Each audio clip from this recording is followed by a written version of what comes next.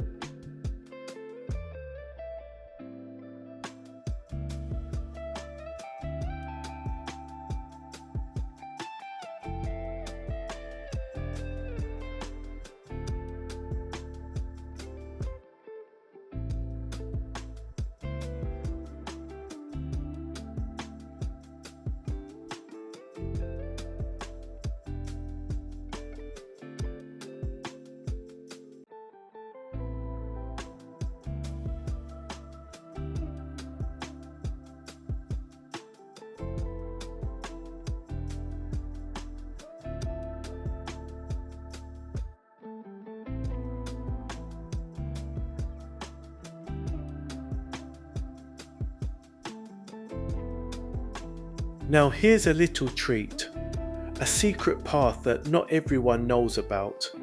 Tucked away, it leads us quietly towards a wonderful old windmill standing proudly by the river. These drainage mills are icons of the Broads, helping shape this unique watery landscape for generations.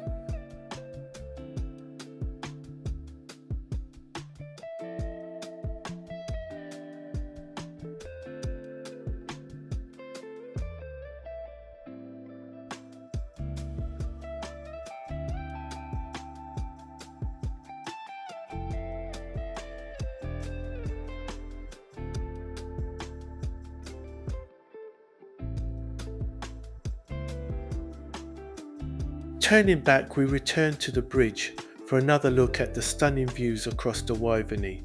On a clear day, it's simply breathtaking. Peaceful waters, lush greenery, and that timeless broadland magic.